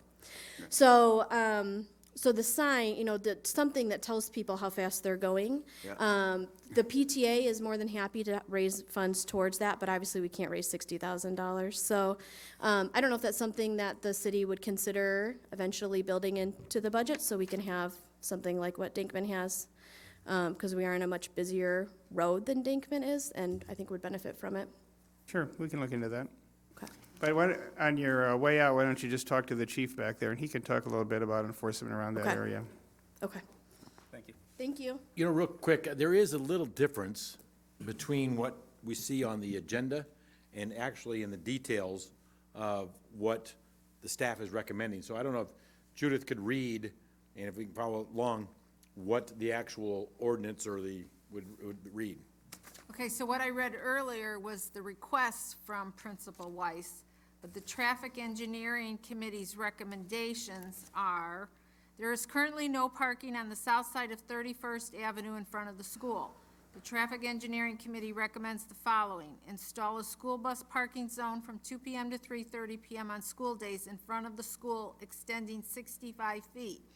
2, install no parking, standing, or stopping signs on the north side of 31st Avenue from the church driveway west 112 feet, and install no parking, standing, or stopping signs on the south side of 31st Avenue south of the crosswalk for 80 feet. And 3, make parking available on the south side of 31st Avenue between the proposed school bus parking zone to the proposed no parking, standing, or stopping zone for 102 feet. Tim, I don't know if you can slide down on that attachment, or up, I don't know which, You can see there. yeah, That's that's 102 feet. the verbiage might be on that too, Tim, if you want, but I just want Alderman to know. Just for clarification, There's number what- 3, make parking available on the south side of 31st Avenue between the proposed school bus parking zone to the proposed no parking, standing, or stopping zone. Where is that on the map? That's 102 feet that are That was up on there a that minute map. ago. If you go back to that right there. You see where Okay, the little arrows are? black numbers are saying at 102, okay. So you want a parking zone between there and then a no parking, stopping, The or idea is standing. no parking near the crosswalk for Okay. visibility reasons. All right, That's the, I got it. because you don't want people stepping out, kids and adults stepping out from behind a parked car. We got it. Eugene Field does not have its own parking lot. A lot of schools do. I mean, they have a small amount for teacher I parking. understand, I've been there. Yeah. I just wanted to be sure I understood where the no park, or where the parking zone that you're asking for, because the printed map that I have doesn't illustrate that very well. There's no 102 on my map that I'm looking at on my table here. There's a couple maps. So you're gonna have a yellow school bus parking zone, then an automobile parking zone, and then a no parking, stopping, and standing zone on the Which- south side of 31st Avenue. Again, a lot of that is already there and indicated, it just isn't enforced. What makes you And that's think where they're we gonna- struggle. And I think it's just no parking now, it's no parking, standing, or stopping, so you cannot sit in your vehicle. Oh, okay, so they as it- could As ticket. it stands now. Okay, Yeah, and that could be expanded, as you said, at a later date. yeah, okay. So do you think that the people driving the cars to come and pick up their kids are gonna follow these sign instructions? I think if a police officer told them that they had to, yes. I think if I continue to walk up to cars and ask them to move, I'll probably get the same responses I've been getting, because I'm not a cop. I sympathize with you. Yeah. We have a police officer there when school gets out. Occasionally, Officer Williams is who's usually there the most, and we love him. And I would say he's there about twice a month. I'm at pick up and drop off every day. He's there about twice a month, and he will walk up to parents and he will talk to them and ask them to move. And we know the police are taxed in terms of their time, so we know we can't have people there all the time. Our daughter is a third grader. This has been getting progressively dangerous every year. This is the worst year. And so this is why we bring it up this year. And so we just fear that something really terrible is going to happen if we didn't bring it up, because it's getting progressively worse. So he has been there over the years. We would like to see him more, but I don't know if that's possible. But we thought at least if somebody could be there for the first, couple weeks after this is implemented to actually hit some pocketbooks, then maybe a new precedent would be set and we could move forward.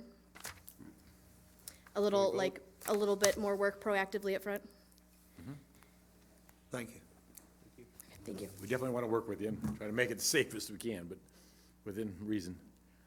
All right, roll call, please. Alderman Clark. Aye. Mayberry. Aye. Spargattis. Yes. Talonier. Yes. Parker. Aye. Ship. Aye. Eden. 7 ayes, no nays, motion carried. Item 28. Report from the mayor regarding appointments and reappointments to the Preservation Commission. Move to approve the reappointments and appointments as recommended. Second. Moving second. So let everybody know who they are. It's an appointment of Diane Ostrike, Addison Kimmel, reappointment of Jeff Dismer, and an appointment of Deb Knutzy? Is that right? Kunze. Kunze with the Hallberg Center. And there's one more appointment will be coming next council meeting to round it out to fill it back up. A good group of preservationists right there. And the other one I'll leak out is Mark Schriebert is accepted to do it, so we'll Oh, bring yeah? that forth the next council meeting. Right, getting Schwiebert back into City Hall. Exactly. All So, so that's where we're at. So we need, all those in favor? Aye. Opposed? Aye. Sorry, opposed? Passes. Item 29. Report from the mayor regarding reappointments to the Board of Zoning Appeals. Move to approve the reappointments as recommended. Second. Moved in second, and get your name here, working with technology, so I apologize. Unless somebody's got it, yep, I'm sorry, I didn't print it off. But we have reappointment of Jeff Wright and a reappointment of Gary Snyder. So, all those in favor? Aye. Aye. Opposed? Thank you. We're actually now to item number 30, other business. I don't think, did anybody sign up? Did we go? Yeah. We get in? Oh, Judith's holding out on me here. All right. We got up first is Bill and Brenda. Is it shorter? Yes. Okay.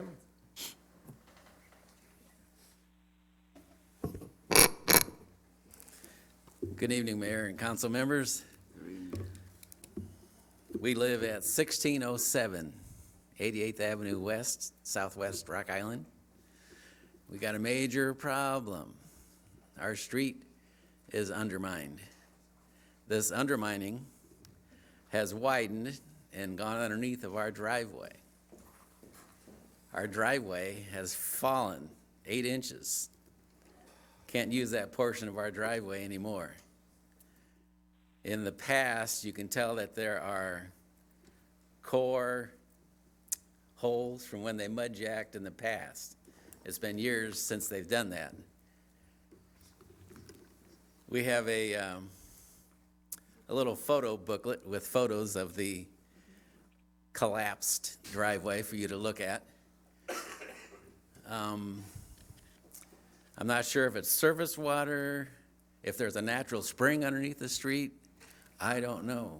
All I know is the dirt is gone. It's gone from underneath the street. Now, the street hasn't collapsed, but it is cracked and the joints are offset and tore up.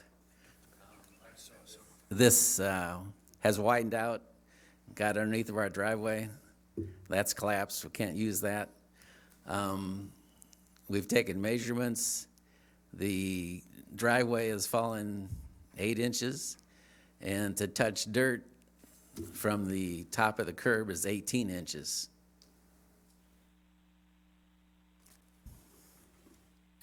Have we looked at it? I know that Public Works Department is looking at the street issue. Okay.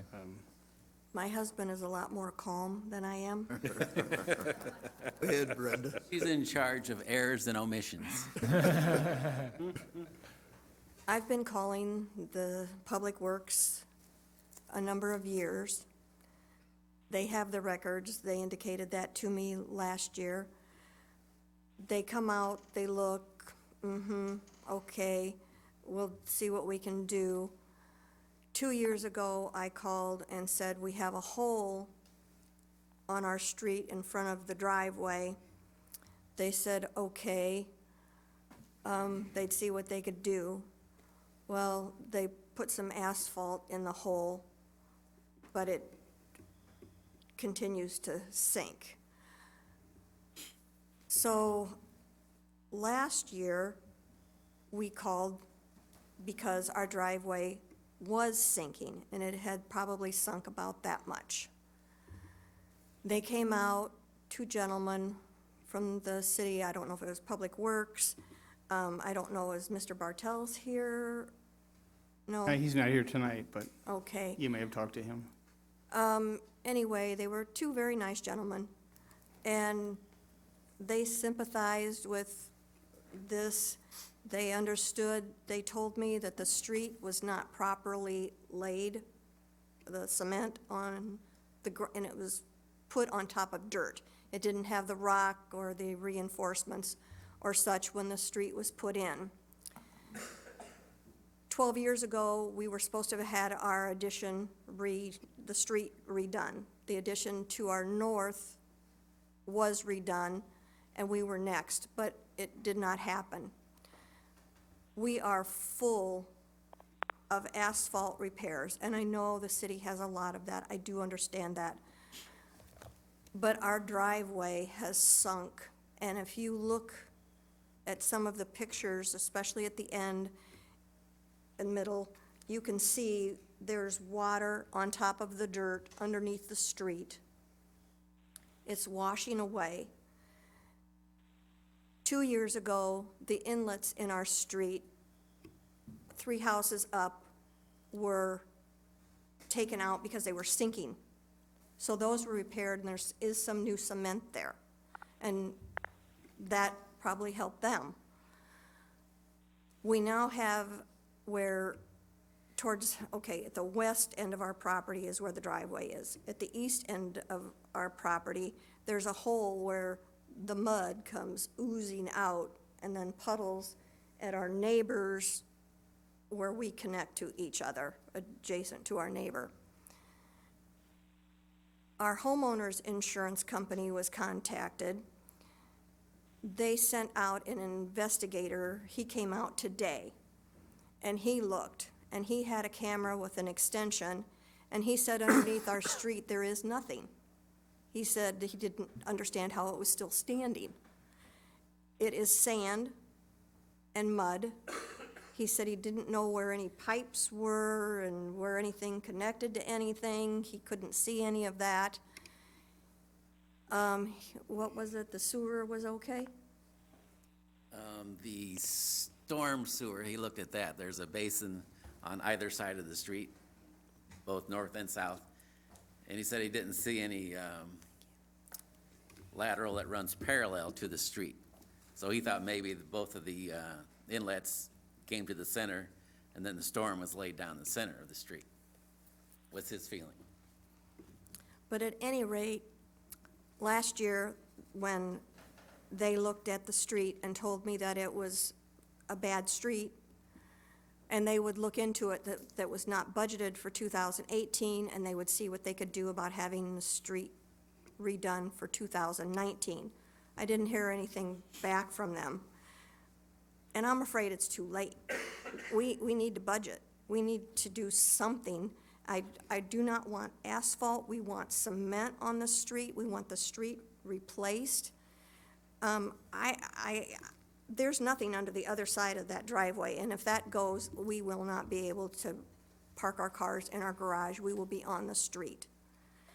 And then the garbage trucks, and of course they have to come, they come down the street, and where they pick up the garbage, there's a crack all the way along, and as you could tell from a lot of the pictures, the cracks are getting bigger and bigger. They're not, they're holes, they're cracks, and I would like to know if the city manager, Randy Tweet, the Mr. Bartels, Chandra Pohl, if, help us. I mean, we're really, really, and I'm being nice. Trust me, she's being nice. I was hopping mad. My husband called our alderman, and the alderman contacted the city street department. The street department told him that the driveway was our problem. And he looked at the picture, and he looked at last year's picture that was taken. We were told they were all gonna come out Thursday at 10 o'clock. So, oh yippee, we waited. Nobody came. We got a call from our alderman, Virgil Mayberry, and he said that they would not be coming out because the city said it was our problem. They tweeted him on his phone. When I got home, I text Mr. Mayberry. I was as nice as I could possibly be, and I let him know I was mad. I said, this is not our problem, and I'd like to know what the easement is for the city onto our property. How far is an easement?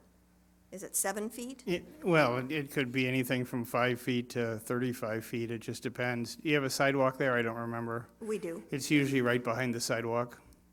Okay, well, it's broken from the street. But the driveway approach is private property. So the city would be responsible for the street. You'd be responsible for the driveway. However, if we found out that the street contributed to the driveway, then that would be a different issue. Well, how am I gonna The find street this out? has contributed to the driveway. Yes. I mean, honestly, all we can do at this point, I know Public Works is working on it, is looks for a way to maybe mud jack or something this year, put some more material underneath it. There just isn't, I mean, we don't have the money to do a full reconstruction of the street. It's About a been mud jacked. reconstruction of the easement. Saw cut 7 feet up, rip out that broken concrete, pour that, and I'll be happy. Well, that, if the street is the problem, though, unfortunately, that That's not wouldn't gonna solve do- the problem. It no. wouldn't, it This- wouldn't help you I at know, all. But if I can't even drive over that.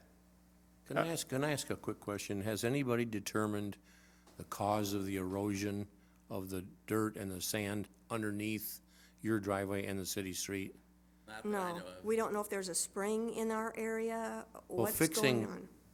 the street and your driveway without figuring that out would seem to me to be an error in the order which you do things. I mean, I would want to find out where that water's coming from that's eroding under the street and your driveway, and try to correct that, and then correct the So street and the anytime we do driveway. a street, city engineer can tell you, they'll look at those kind of issues, and if there's drainage under there, we put in under drains. For instance, anytime we do a hill now, the hills were continually washing out the same way. They all have under drains now to handle that water. So anytime we put a street in now, if we were to reconstruct, we would manage all of the water issues. Randy, do you know approximately when that street was put in? I'm guessing the 60s. Okay. Hey, how old is your house? The 60s. I Yeah. think the house was 67. Yeah, so mid-60s. Was it When done? I was out there, you could look with a flashlight and you could see water up under the street and up under their driveway. Does the city have maps as far as underground streams? We do not. We don't have anything No. like that. Is there some kind of way they could tell, Public Works could tell whether, Well, I guess if you were to remove the entire street for a reconstruction, if you could see where how the water was where it's moving. coming from? Typically, we don't know where the streams are until we see water surface, and we know there's an underground stream there. Because where they live is on a hill, so everything goes down. And is it your next door neighbors where the water has pushed the Right. mud It's- right up in the It street? slopes, it's starting to slope at our residence. Yeah, And which is it typical then of the hills, that, I mean, we've done a number of these in the city since I've been here. It's been That's mud what- jacked about 30 years ago. There's 2 or 3 on our driveway or 2 or 3 in the street. I can't remember which. I'd really like it if somebody with some authority could please come out, look at this, make a determination. Let's get it fixed. I want to use my driveway, and I don't want to have my tires stuck. Oh, and that's what they told me last year. Oh, your driveway's not going anywhere. It won't happen. but it did. Did. Kept going down. Well, I think you're bringing up something that I assume a lot of us up here have been hearing about this winter and spring. I know I certainly have in my ward, is about the condition of our streets in Rock Island. To make it brief, because it's getting late for all of us, in order to try to keep everybody's property taxes as low as we can, because people don't like to have their property taxes raised, right? We are using revenue sources that, in my opinion, should be used to fund street repair to shore up things like the general fund, right? A good example is the revenue that we make on taxing gas sales here in the city of Rock Island. It's a good intention, right? We're trying to keep everybody's property taxes down, so we take the money that we generate from the gas tax and we use that to keep property taxes low, but then we don't have any money for street repair here in the city of Rock Island. We don't have hardly any money budgeted this year for street repair. And while it's a good intention, and I understand our need to maintain low property taxes, we can't, what is the saying, rob Peter to pay Paul, right? We can't keep taking the gas tax revenue that the city is collecting and using that to shore up our general fund. We have to say, this is, people expect when they pay taxes on gas that it's going to maintain the streets, we're gonna use it to maintain streets. So, it's gonna be a conversation during this year's budget process this summer. Randy is right, we have very little money budgeted for street repair. I mean, you know, relatively speaking, like zero for street repair this year. So I know this coming budget cycle, am going to be really advocating that we put some money into street repair because situations like this is a good example, or all across our city is a good example as to why we need to fund keeping up our infrastructure. And the unfortunate part of that is if we take the money from the gas tax revenue out of the general fund, we still have the expenses in the general fund that we have to fund some way, right?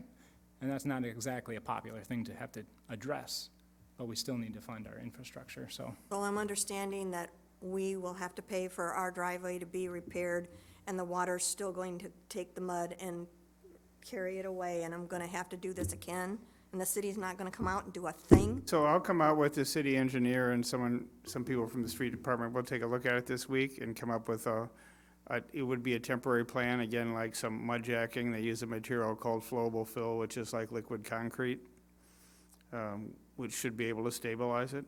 We'd have to look at it. We've got cameras, we can look down inside of it. Okay, so will we receive a call Yep. and you'll know when? Yep, I'll call you by the end of the week.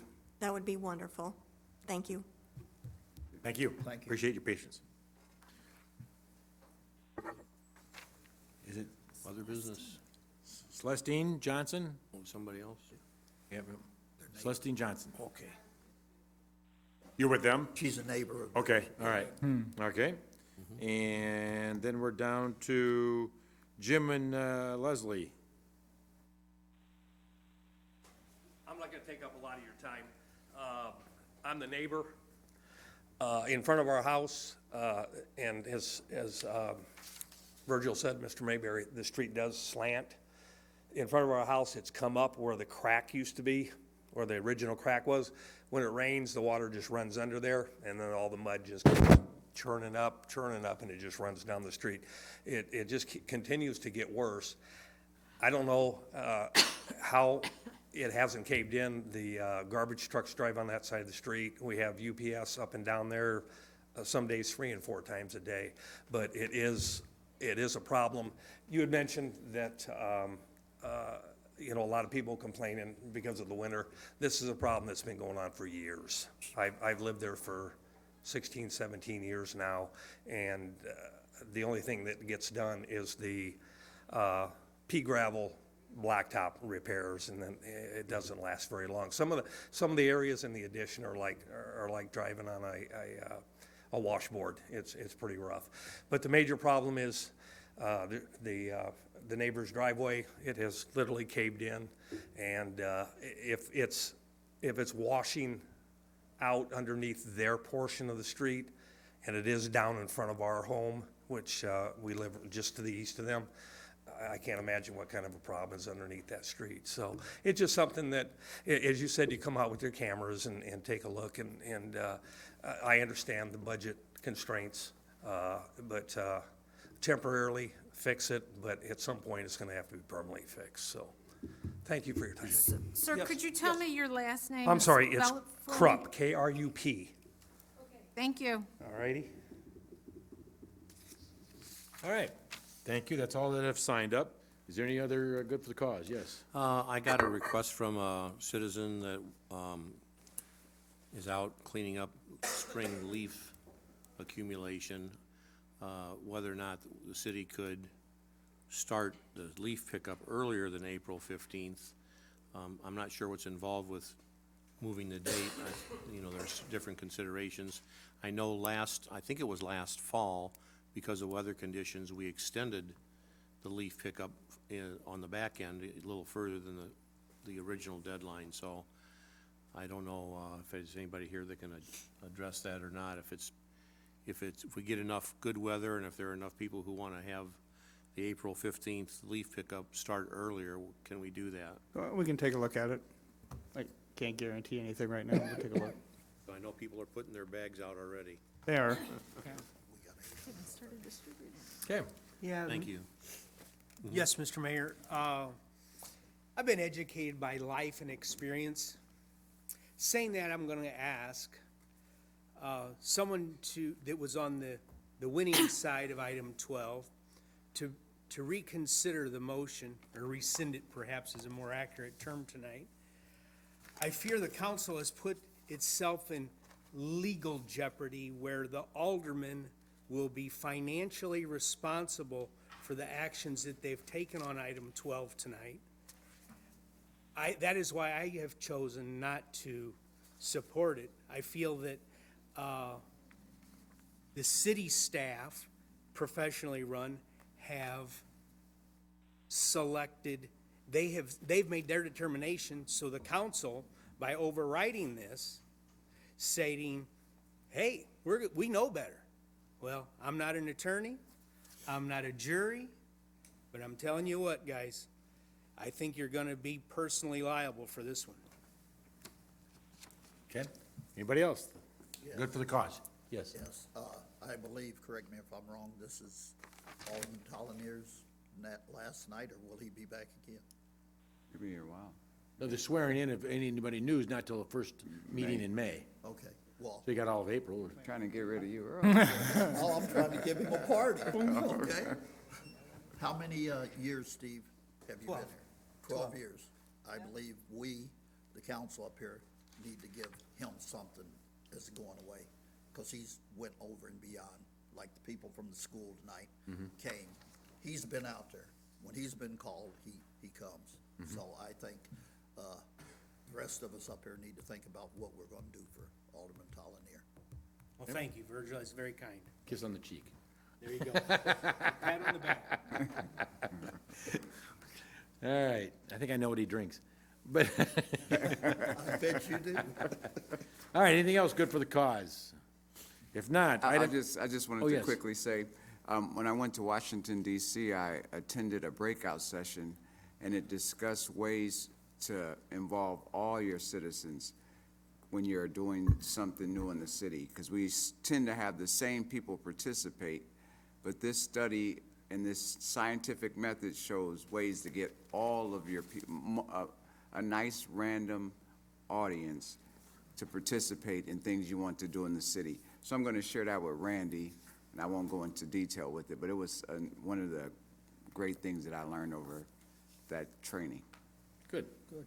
Thank you, that's If what we're we're about. talking where we've been and what we've been doing, I don't know if everybody knew, but this past weekend, I went to the annual meeting of the Midwest High-Speed Rail Association. If we recall, the representative was just here like the meeting before, right? And it just was serendipitous that I was already planning on going to their annual meeting in Chicago this past weekend. I am a personal big supporter of passenger rail service. I'm really excited about the passenger rail service potential in getting it done to the Quad Cities through Moline. Maybe we can add an extra stop over here in Rocktown, you know, that'd be cool. But that's passenger rail. This was specifically focused on high-speed rail.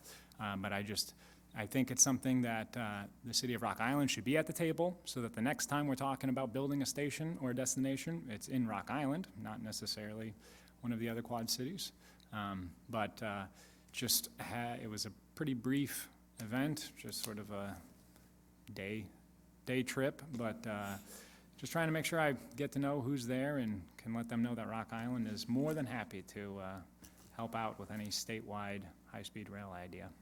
So, Very good. that was my, Could add on to that, if history serves me right, when all this was in the making, okay, we, the city of Rock Island, should have a hotel built behind the Abbey Station for the people that work on that train or those trains that come in. That's where they would be staying at. let's build a hotel. And I do have the letter that all of you agreed to sign, if you would like to sign it tonight before you leave for high-speed rail. Heck, yeah. Yeah, I saw that the Quad City Chamber of Commerce is a co-signer on that initiative. There's a bill in the House, the Illinois State House, and a bill in the Senate that would create a high-speed rail commission for the entire state. I've reached out to our representatives just as a personal citizen, encouraging them to support that bill. But if there's anybody from Rock Island at home that supports the idea of a statewide high-speed rail initiative, I would encourage them to reach out to their state representatives and senators as well. Let them know. There you go. All right, go ahead and motion to adjourn. So moved. Second. All those in favor? Aye. Opposed? Aye. Aye, aye, aye. I'll sign Josh's name. Yeah.